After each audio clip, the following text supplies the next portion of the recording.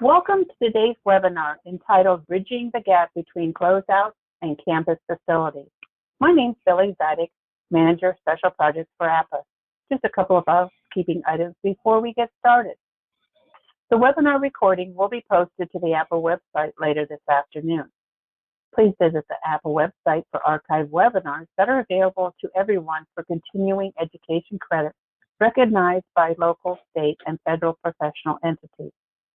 Professional continuing education and AIA-CLU certificates are being offered for today's program. If you're an AIA professional, please send an email to me at Billy, B-I-L-L-I-E, at appa.org, along with your AIA membership number if you've not done so in the past. Those who indicated they wanted their certificate at registration and meet the requirements will receive certificates later this afternoon. In addition, if you go to the handout section of your GoToWebinar screen, you will be able to download two handouts. One is the Facilities Closeout ebook, and the other is on government funding for educational facilities. These handouts will also be available to download under the archived webinar, which will be available on the website later this afternoon. All attendees are in listen-only mode. Please type your questions in the chat box and they will be answered in the order they are received. If we run out of time and we still have questions, responses will be sent directly to the person asking the question by our presenter. If you're just calling in, make sure you send me an email at billy@appa.org so I can send you a certificate if you would like one. The system will only recognize you if you log in. Before we get started, let me tell you about our speaker today. David Trask, National Director, ARC Facilities, is a keynote speaker, author, and thought leader in the facilities management industry. David focuses on helping hospitals, universities, K-12 districts, and other organizations leverage innovative technology to drive efficiency in the facilities industry through thought leadership and advocacy. David has presented at numerous facilities, associations, and conferences, including IFMA, ASHE, APPA, and FMT, as well as regional events such as AAAT, HISE, and regional IFMA chapter conferences. Most recently, David was selected to be an advisory board member for Faciliton. David is outspoken about urgent need to minimize the impact of facility team retirement through seamless and comprehensive succession planning. At this time, it's my pleasure to turn this over to David Trask. David, take it away. Hey, thank you so much, Billy, and thank you everybody for joining me today. This is a hot topic, and I want to jump in and talk about a couple of things here, and it's about the two big issues that happen in facilities, and one is having exposure to all of your active project information. So typically you're waiting months and months and months, if not a year, to get the closeout package. Well, what are you waiting for? The thing's being built. You should be able to see documentation throughout the process, but also speed up the process in which you get those closeouts at the end. But it's compounded when you've got a huge archive of all the previous renovations that have happened on your buildings. So if you're doing a renovation on a building, well, what about all the other stuff that's happened on the building before? You've got original drawings, all the other changes that have happened. Well, that's what you really see on the left-hand side here. Well, 65% of facilities still keep all that stuff in paper. Every roll that you see in that list there or in those cubbies there, all of those represent a change to your building. So every new project that you have just adds a new roll. Okay, so again, all of that information that's in those cubbies represents a building or multiple buildings on your site. Well, 86% of facilities managers say they don't have instant access to critical information to be prepared for an emergency. So think about that. Do you know where all of your shutoffs are? Well, you've got a construction project going on right now that's changing the locations of isolation valves. Well, if you're waiting months and months to get the closeout, that means you don't have any of those new shutoff locations. You don't know where they are. All right, that's a problem. 72% of buildings are over 20 years old, and 1 in 3 is over 50 years old. What that means to you is the older your buildings are, the more of those rolls you're going to see on the left-hand side, the more changes you've had.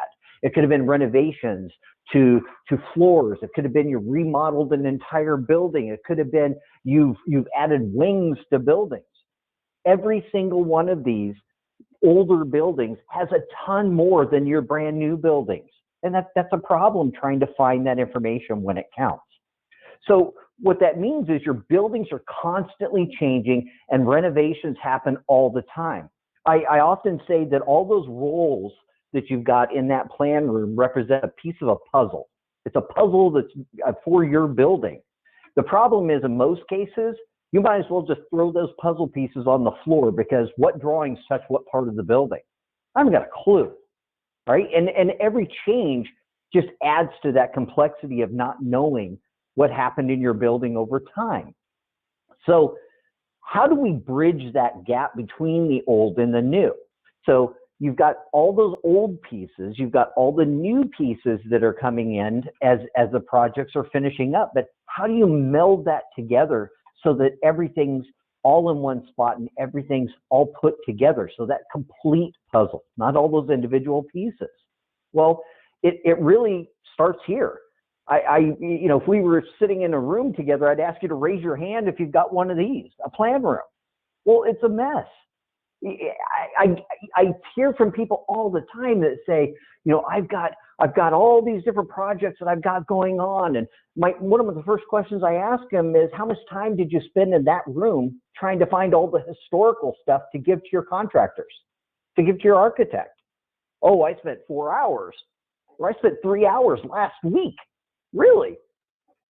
Why? You're digging through all this stuff, and I oftentimes hear too that I wasn't even around when these buildings were built, so I'm literally opening every roll trying to figure out what parts or what drawings touched what part of the buildings, or what drawings touched this building that I've got this project coming up. Because now in this paper format, you've also got to think, did somebody even put the rolls back where they were supposed to be? Did they just throw them in there? Or are they in that box that's in the middle of the floor right there? Or are they stacked on top of these shelves like you see that? Did somebody put them back where they were supposed to be? If they didn't, what does that mean for you? That means you're not giving all the drawings to your contractors. So again, what does that mean to you? Unforeseen conditions, meaning you didn't give them all the drawings, all the historical records showing every change that's happened in the building.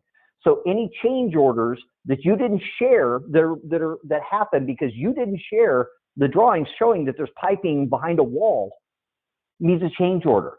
More money to the project. It's a mess.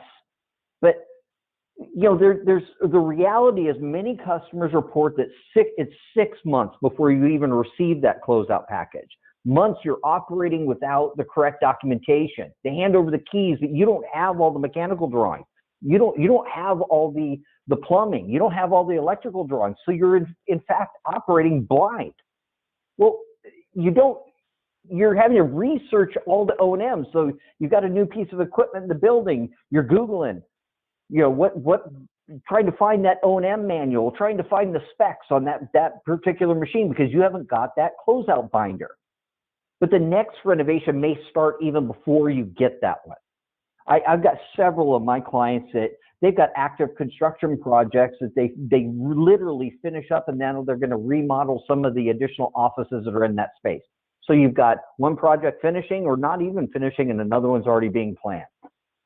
Again, more stuff, more drawings. So it's a moving target. Well, let's take a look at some of the common facilities challenges. Not having a process in place for tracking active construction documents. That means you're relying on your GC, and there's nothing wrong with your GC. That's not what I'm saying here, or your architect. But a lot of times they don't give you full exposure to all the documentation during the construction phase. So you get bits and pieces, or you get a roll of drawings, okay? But why don't you have access to everything throughout that process? Also, current building plans and information are unorganized. That's your plan room. That may be a plan room, or it may be on a shared drive, it may be both. or it may be rolls of drawings that are sitting behind your desk and they're collecting dust. Again, not having current building plans and information, but no system in place to ensure you have access to the building plans and information right when you need it. When something's going sideways, do I have access so I can react and respond intelligently instead of guessing? You should always have access and custody of all that building information throughout the construction phase, as well as all the existing legacy drawings that you've got should all be in one spot, and you can access them wherever the heck you are. So tracking active constructive documents, let's talk about that. So it's a single source of truth. Remember, all of the construction documents that are happening during construction, you should have access to all of that. So imagine you've got access to the accurate plans, specs, RFIs. You've also got a discrepancy log showing changes, showing things that just didn't add up. But again, all logged and all in one spot, tied to every project. Access to all those changes. So active construction, let's talk about that. Imagine you've got a project, okay, or you've got multiple projects. You may have 20, 30, 50, 100 different projects, having them all listed so you can access them. You can see all the plans, specs, RFIs, have that discrepancy log, have access to all the drawings, current sets of drawings. When sheets are swapped out, they're done instantly. Everybody has access to them. All right. Specs, current specs, a current set of specs. Also, an RFI log, all here, all in one spot. So you have access to it. So again, it's transparency during projects. You have access to all of it. You have that discrepancy log here, but you've got access to this through the entire duration. So again, you're not waiting months and months and months to have access to this stuff, but there's no need to wait. Okay, this means your project closeout is being built during the construction of the building. During that change that you're doing to your building, it's building your closeout package throughout the project life cycle. And then at the end, you're not waiting months. You're not waiting a year to get those closeout docs. You're not operating your building blind. And again, you're not waiting for the information from the subs. You're not waiting for information from the GC. It's being built throughout the entire process of the construction phase. But what that also means is the right technology is the key. You've got to have access to this stuff. You have to be added to the distribution list. You have to have access to all of the information, organized, structured, and accessible all the time. All the time. Not just at the end or not 6 months after the project's done. I've talked to people that have been waiting for over a year to get their construction closeout. That's crazy. There's no need to wait for that. So let's talk about instant access to information. So again, closeouts, you've got your cafe upgrade here, all the information for it. So all the documentation is done. This is your closeout package being built, and now it's done at the end of the project. Okay, you got the most recent set of as-built here, or the as-built. They're all right here. Now you've got all your O&Ms are right here too. So it's, as they're fed in, as the new ones come in, you've got them all listed here on what it is. You've got a description and the date that it's in here, but you also have all the warranties listed in here. Everything is all lined up, and you have access through the duration.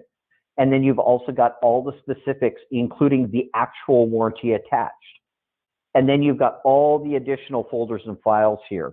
They're all in here. So you've got all your permits, all your submittals, all of the other relevant project information, again, that's being built through the duration of the project is now here, and it's all in one spot. So again, you're not waiting for that information. So organize your current building plans and information. This is the other part, what I was talking about. It's essentially two parts. You've got the active projects and then all the existing documentation that you've got for the buildings. So let's take a look at what that looks like for the organizing the existing information. Okay, again, remember, look familiar. You all probably have one of these, all right? So imagine marrying up what I just showed you So every new project, instead of just piling it into one of these rooms or throwing it in one of these cubbies or throwing it in a drawer or putting it on a stick file here, no, or it's in one of those boxes. No, no, no. It now marries up and everything's in one spot. But this is no better than the plan room. This right here is no better than that plan room with all that paper. Now I've just got a whole bunch of closeouts that somebody gave me on the thumb drive or emailed me or uploaded it into Box. Now I got to grab all that stuff and dump it into a share drive someplace. Great. Now I've got a whole bunch of digital files that I don't know what they are because they're not named right. They're not even named by the building. There's no project name. It's just a bunch of random files here. Even if I just dump them all into a project folder that's named for that project, there could be 15 different drawings in here. They're all named the same thing. Doesn't say what floor it's on. Doesn't say what wing it is. All that is no different than that paper. So you got to click on each one of them and open them up and see what it is. That's a mess. And on top of that, my facilities team, they don't all have access to this. This means they're also tied to a desk someplace. They're digging through construction drawings, trying to find drawings on a desktop computer, which means they're not in the field fixing stuff, which is their job, right? So again, accessing all of that information, it's just as bad here as it is here. But here's the third and big problem too. I don't know where it is, so I'm going to call Carl. Carl's the guy on my team that knows where all that stuff is. He's been here for 40 years. He knows all the changes that have happened in the building. Really? You said Carl's been there 40 years. Really? That's great. You got a 100-year-old building. What about the previous 60? He doesn't know all of your stuff in your building.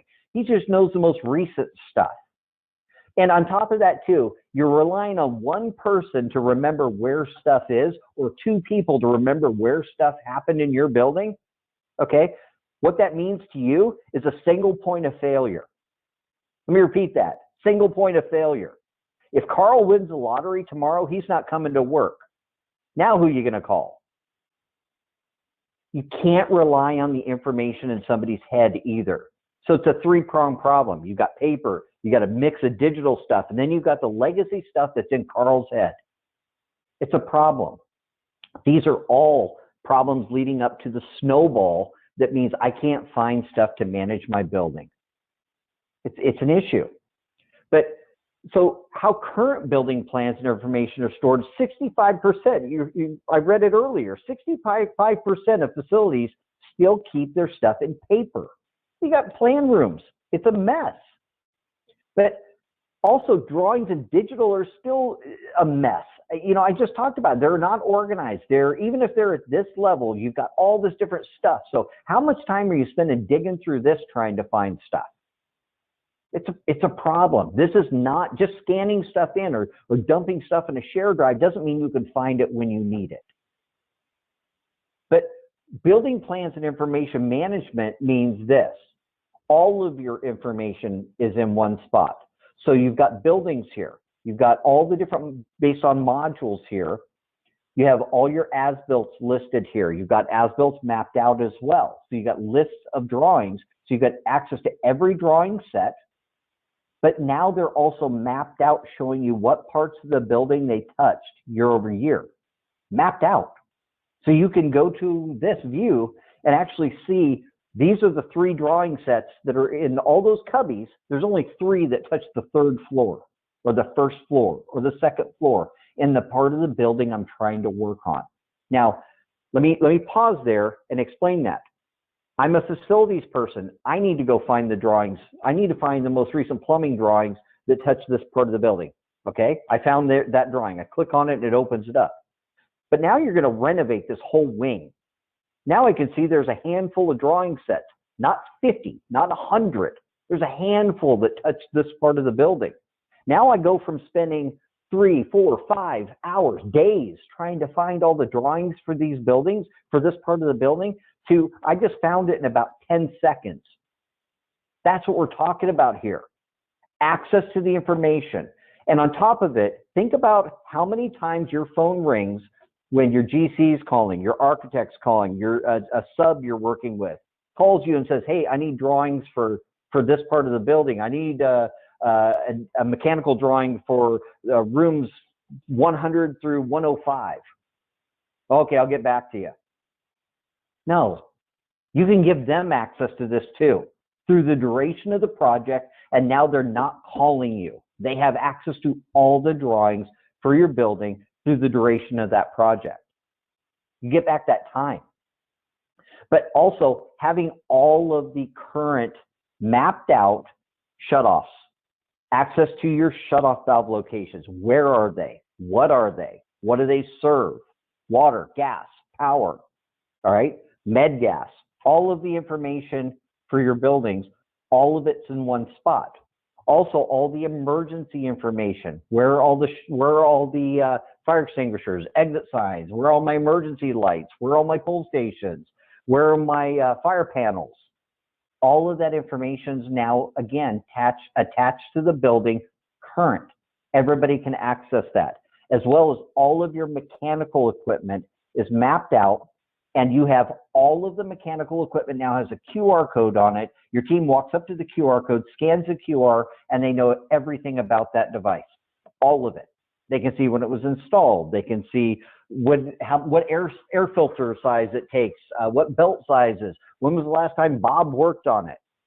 All of that information, including photos, my team now has access to it, and it's field verified so that you know it matches up in its current condition.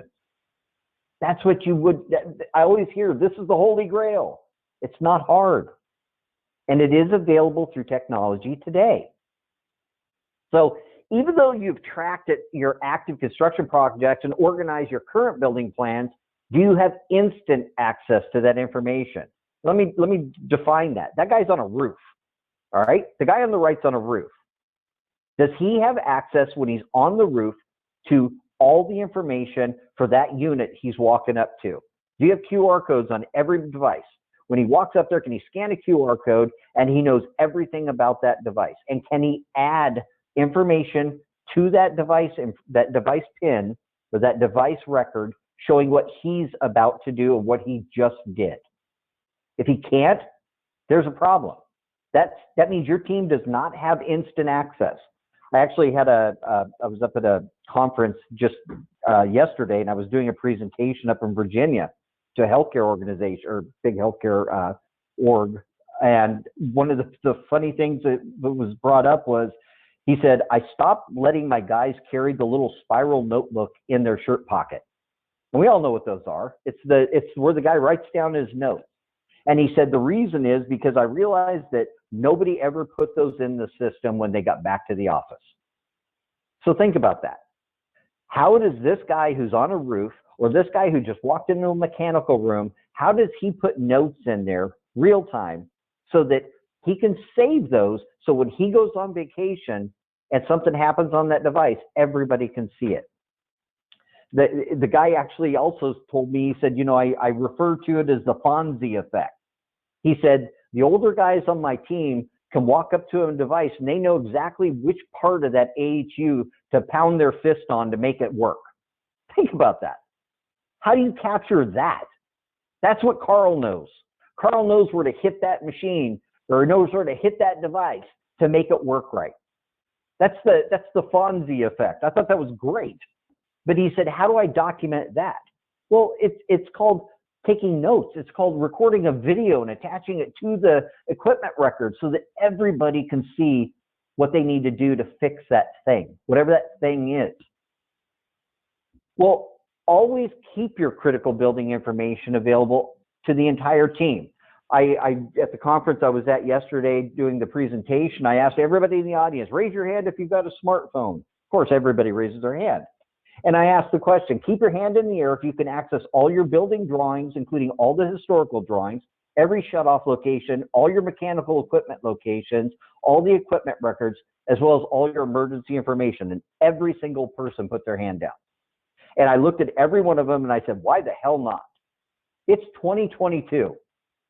And you've got a smartphone in your hand. Every single person on your team has a smartphone, all of them. They all use it every day.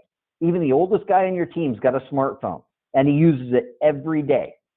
I hear people all the time say, well, my team's not tech savvy. Really? During the pandemic, did they walk into a restaurant and scan a QR code to open up a menu? They start nodding their head. Did they watch Netflix on their phone or on their tablet? Did they order a ride? Did they go to an airport and fly someplace and they use the Southwest app for their boarding passes? These people, you got to give them more credit than that. They're using technology every day. It's not scary. But staff can act immediately when they have access to information on their mobile devices. Like I showed you that picture a minute ago, the guy's on a roof. What's in his pocket? His phone. Can he access the information to fix that device from his phone? It no longer is in one guy's head, right? Remember what I said, single point of failure. If it's in one or two people's heads, those are single points of failure. Critical information is at everyone's fingertips, including first responders and other stakeholders, design construction side, space planning. All the different departments can also have access to all that information, all on their phone, all on their tablet, all on their desktop, wherever the heck they are, they can see what they need to do their job. But benefits of receiving closeouts faster is, again, it improves service levels, improves the amount of time, or it decreases the amount of time that you've got to dig for stuff to respond to somebody calling and saying something's going on in the space. Again, patrons in the space. It could be students. Okay, it could be faculty that reports something. You can respond faster. It increases productivity. You can react faster. You can now go to the unit because you know exactly where it is and fix it. Also, access to life safety information, evacuation routes, all of the additional information around life safety also improves emergency response. Everybody has access to it wherever the heck they are, and you can respond intelligently because now you have all the information, not pieces and parts, not that puzzle. You have it all in one spot.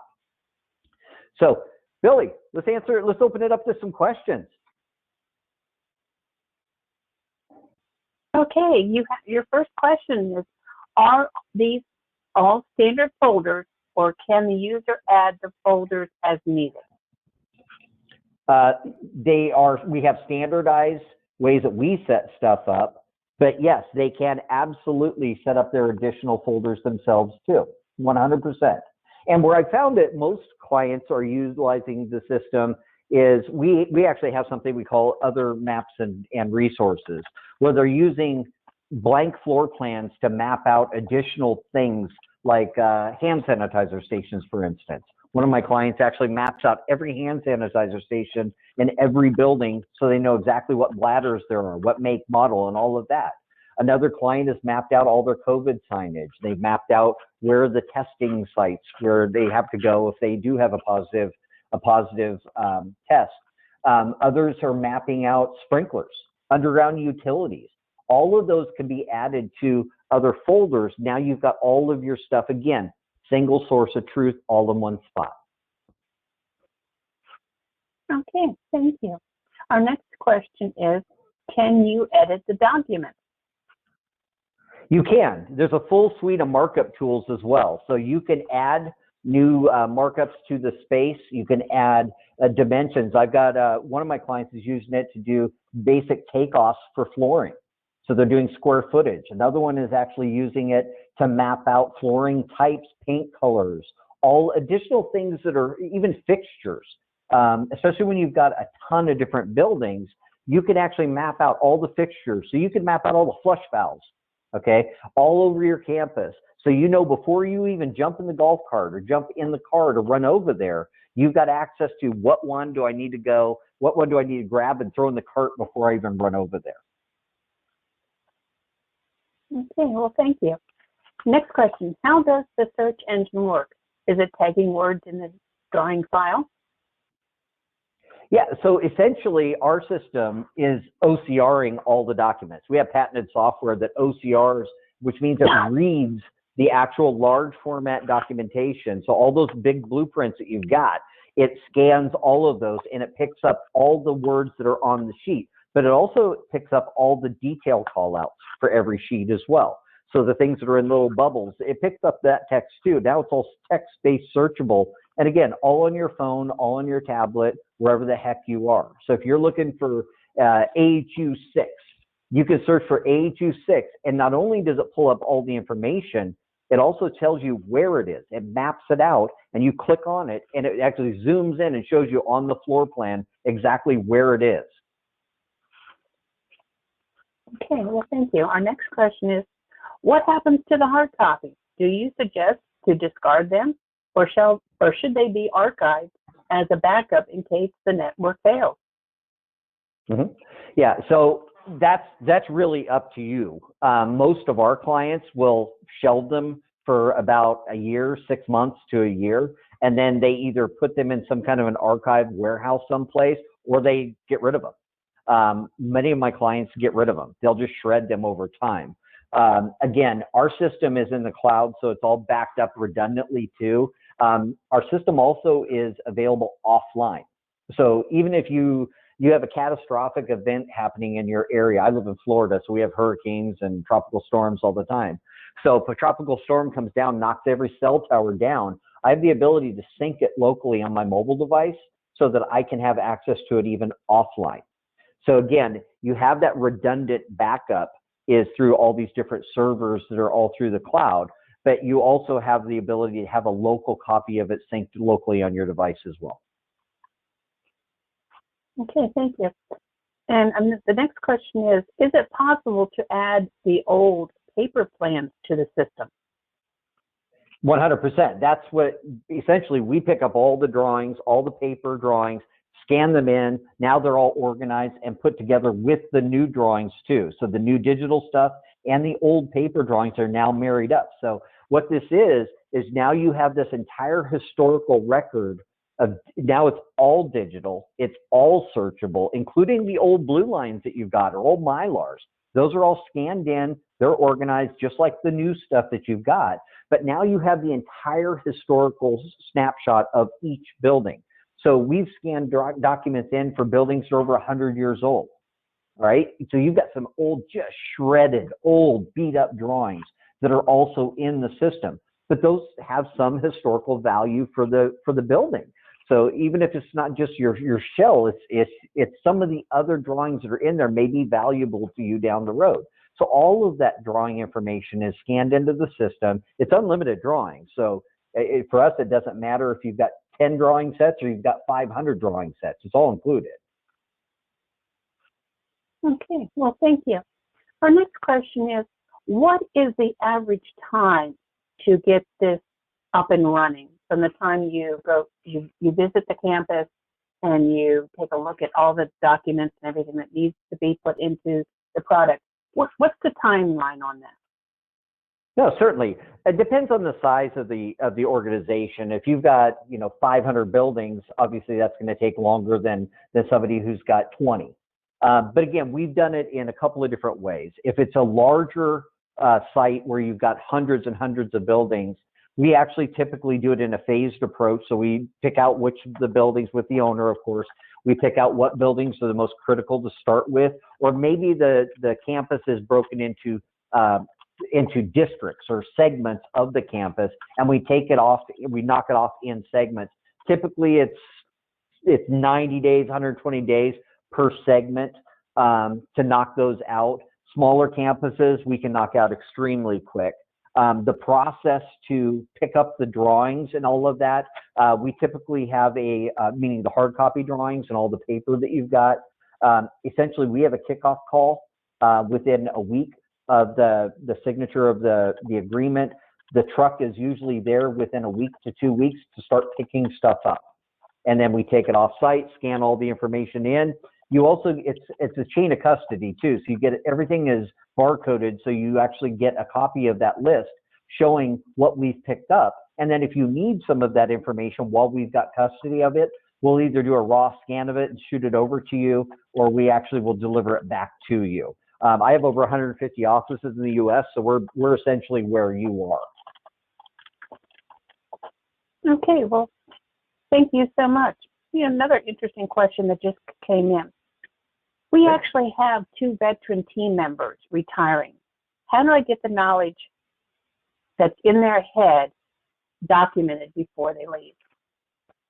You see that phone number up there or that email address? You need to call me right away.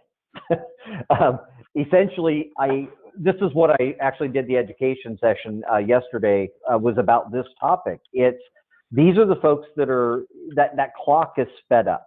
All right. They may be leaving in a month. They may be leaving in 6 months. They may be leaving in a year. What are you waiting for? That's a train that's coming down the tracks really quick, and it's coming. So you have to start now. So document, it's critical to try to get as much of that information out of their heads. So when we come on site and do a site walk, we physically walk with those guys and gals, and we'll walk with them. And once we start with them, it's funny, you would think that they would be guarded or they don't really want to show that information, or it's kind of their institutional tribal knowledge, so to speak. No, they're usually really happy to share because they know that their phone's going to ring off the hook if they don't share that information after they leave, which means then their spouse is going to get really angry because their phone keeps ringing. But again, we really do a good job of getting this tool in their hands, and it's not hard. It's super simple to get it in their hands. So start documenting that stuff right away. And we do site walks and map that stuff out, but we also teach the team how to add things as they find things. So for instance, they're pop the ceiling tile, they're on a ladder and they're fixing a smoke alarm, okay? And they turn their head around, wait a minute, there's an isolation valve right behind me. They pull their phone out of their pocket, take a picture of it, pin it, and now as soon as they hit save, everybody else sees what they just added. So it's not just getting the legacy information out of that guy or gal's head that's leaving, it's also the move forward as your team finds stuff. And your team finds stuff all the time, but right now they don't have a way to document what they just found. That's what this does. Okay. And our next question is, can you review layers of drawings to review interface issues? You can. Yeah, so the way our system is set up, you can toggle between different documents. So you've got the different plan sets. It's really easy to toggle between them and see the different plan sets. It doesn't do a true overlay where you can see contrast, but you can toggle between them very quickly. Okay. And our next question is, how do the documents get added to this program? Mm-hmm.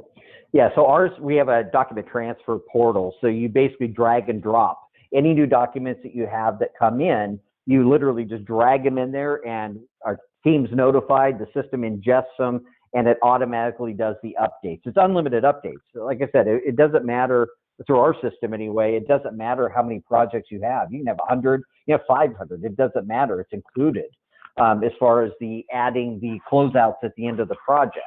But again, all of the information is all in one spot. Now, if we're managing the documents through construction, we have an additional fee for that. But again, typically at the end of every project closeout, if they're in our system and you've got an agreement with us, it's unlimited projects are added in here, which means a new color-coded area mapped out showing what part of the building that renovation touched. It's unlimited, drag and drop.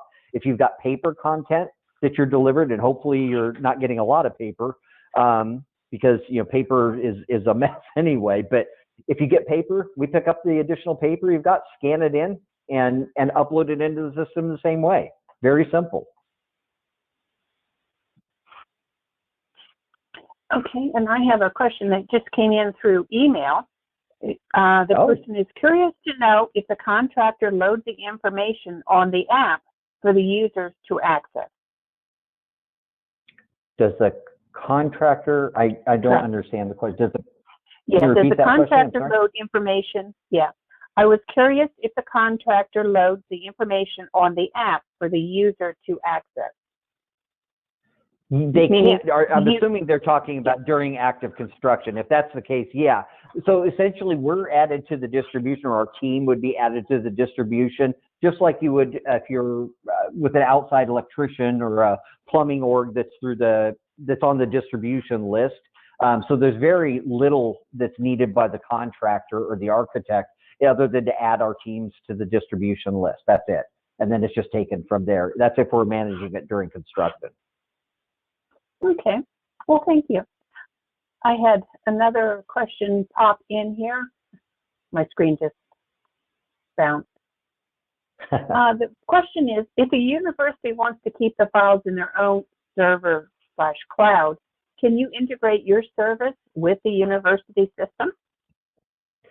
Traditionally, I've done it a couple of different ways. One, we actually have a sync tool that allows you to keep a local copy on your servers. We're not embedding it directly on your servers, meaning we're not going to copy our whole system onto your network.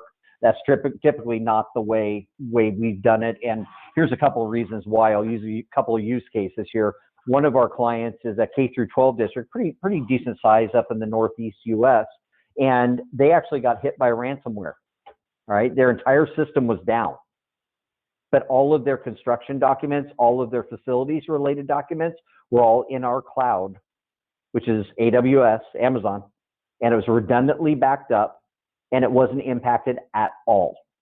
Okay, so again, there's some challenges with having documents on just your server, because if your server gets hit by ransomware, your server gets hit by a virus, your servers just go down. Do you have that redundant backup? Typically some, but in many cases you lose a lot, right? The other challenge that you've got too is, can you access your information remotely in the field from your servers when that guy's on that roof or that guy's in that mechanical room? Can he access all that information directly? Probably not. I can't tell you how many times I go into a mechanical room and there's no Wi-Fi. I don't even have cell service in there. Remember I said offline access. That means when I'm in there, if I have it synced on my device, I still have access even if I don't have Wi-Fi or cell service. So again, it's kind of a double-edged sword if you just dump it onto your shared drive. It's also trying to control who has access to it as well. Okay, well, thank you. Our next question is, our biggest issue is not the closeout, but current plans that show the most recent updates to the plans, the room numbers, wall locations, etc. Can a plan document be made to show only the most current information? 100%, yes. So that's the layered view that I showed, because traditionally at the end, and I don't want to say 100%, but I've yet to hear it has happened. When you do a renovation on your building, you're only doing certain parts of the building. Traditionally, you're not doing the whole building, and sometimes you do. But that's the outlier. Or you're building a new construction where you've got a complete plan sets for every single floor. Most cases, remember, a lot of the buildings that you have are older buildings. That means you've got all those pieces. Because at the end of a project, if you're just renovating the southeast corner or the third and fourth floors, they're not redrawing the entire floor. They're just redrawing the part of the building that they worked on. They're not contracted to give you a set that maps out the entire floor. They're mapped out just the part of the building that they touched, which again, remember, that's your puzzle piece. That's where our system actually overlays and shows you what parts of the building it touched. So then you can see by date and the project name. You click on, here's the most recent one from 1995, or here's the most recent one from 2020. You click on it and you're at that plan set. It takes you there immediately. And every sheet in the index is hyperlinked. Every sheet is linked directly to every detail call out is linked directly to the detail call out. Every plan set's done that way. Okay, well, thank you. The next question is the software available for all devices and platforms, even if half of my team uses Apple and half of them use Android systems? 100%. It's available in both app stores. You got the Android store as well as the Apple store. 100%. You also have access to it from any browser as well. I'm kind of a hybrid. I have an Android phone, but I also have an iPad. So I use both. It works exactly the same in both. Functionality is 100% the same on both. Okay, well, thank you. Certainly. What do you do with a project closeout documentation when the project is completed? It gets added to the system as another overlay, and then all of that information is populated into the system. It's literally a seamless transition. From the time it's done, it's immediately grabbed and moved over to the system and added to as another layer for every single building, every project. It doesn't matter, again, how many projects you've got. It's automatically pulled over. Okay, well, thank you. And it looks like our last question may be, I have over 40 active projects at any time. Mm-hmm. How many projects can this system handle? Unlimited. I've got clients that have almost 200. They're active at one given time. Healthcare, we do a lot of healthcare work, which is a moving target constantly. One of my healthcare clients has almost 300 projects active this year, right? Small ones, big ones, it doesn't matter. It's unlimited. So as many projects as you've got, it can pull over into this system. Okay, we have some people that are asking about prices and all of that, and I just want to let our audience know that you will be contacting them by email directly to answer those type of questions for them. Certainly, so 100%, yep.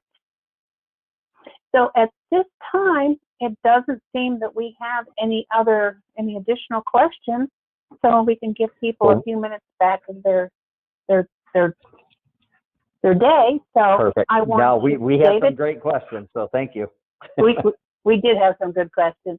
David, thank you so much for taking time out of your schedule and for being flexible enough to do this when you're flying home from Virginia. So thank you so my much pleasure. for that. Absolutely my pleasure. Thank you, everybody, for joining. And to our attendees, as always, thank you so much for taking time out of your busy schedule to be with us today. So until next time, be safe, stay healthy, and be kind to one another. Thank you so much. Bye-bye now.